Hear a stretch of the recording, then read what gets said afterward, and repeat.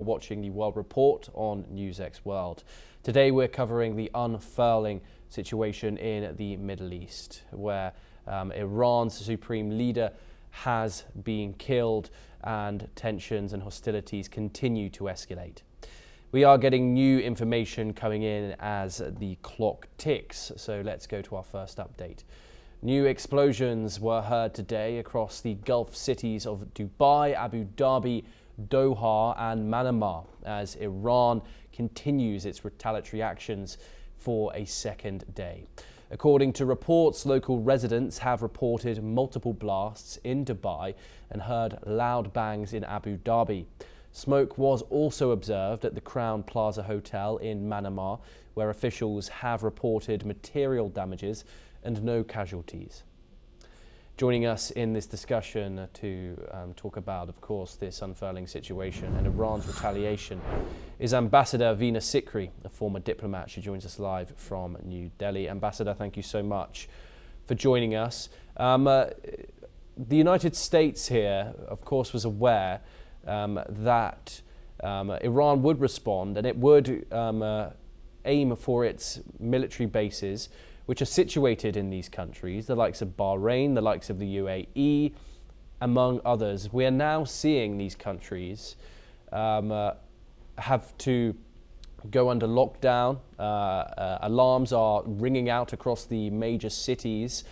What more can you tell us about the fact that these regional countries in the Gulf and others alike are now being dragged into a conflict, or being affected at least by a conflict that they didn't start?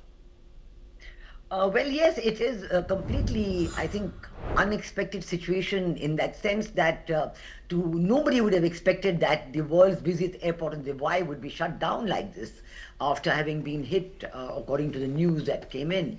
So this has caused major disruptions all over the world. And I think that other Gulf countries, whether it's Bahrain, Kuwait, Qatar and others, would not have expected these attacks on civilian targets as well. So we have not seen much reaction from the governments of these countries, although we know that there are all these difficulties that the citizens are facing in these countries. But we do know that the situation in the Straits of Hormuz are very dire, although the straits have not been formally closed down. But the insurance companies have refused to give any further insurance coverage for ships sailing in that region. So de facto, it means that the Straits of Hormuz is no longer carrying energy supplies to different parts of the world. Yes. So I think that the effect on world economic activity, on the energy security of many countries, is certainly very vast. And because of Dubai airport closing down, it has sent shock waves. The world's busiest airport closing down has sent shock waves through the world of civil aviation and affected communication, business deals, movement for hundreds of countries, and there's no knowing when it will end. But I do not see any statement from the government of UAE about how they are responding to this, whether they are talking to the USA, whether they're talking to Iran, and how they see the next steps. What we have heard today is that Israel is continuing its attacks on military targets in Iran, and a lot of the people are being asked to move away from the military targets. But whether the Iranian air defense systems have been able to prevent any such attacks, whether the air defense systems are still operating, or whether they have been shut down by the Israeli attacks, this is not very clear today.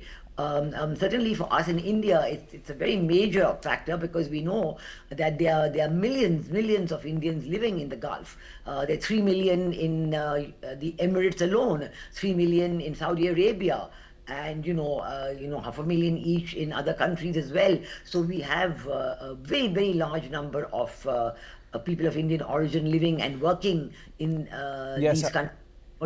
Ambassador, I want to go back. When we were seeing those protests at the start of this year, we saw Donald Trump at the height put out a Truth Social post saying that help is on the way.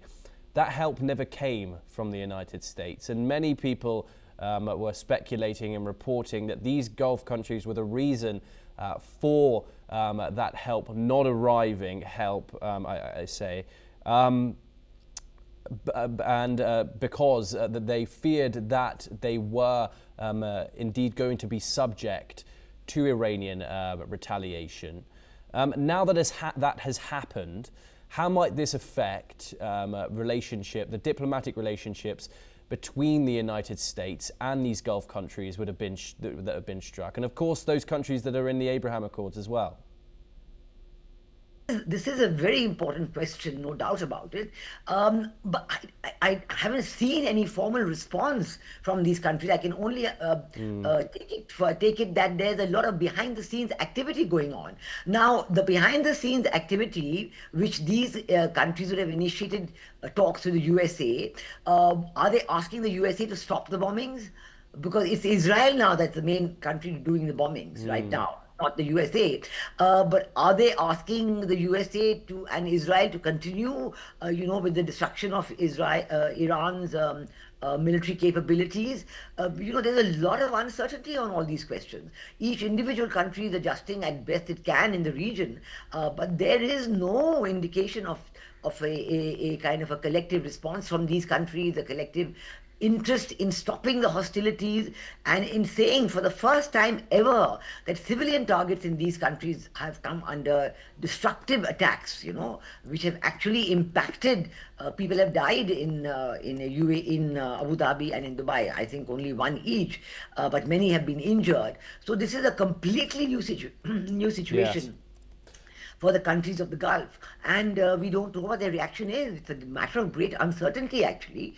I'm sure there must be behind the scenes very, very frenetic correspondence and talks and discussions. But what is the outcome? I was hoping maybe you'd have some news for us on that. Ambassador, hopefully we bring it very soon. Do stay with us as we turn over to our next story.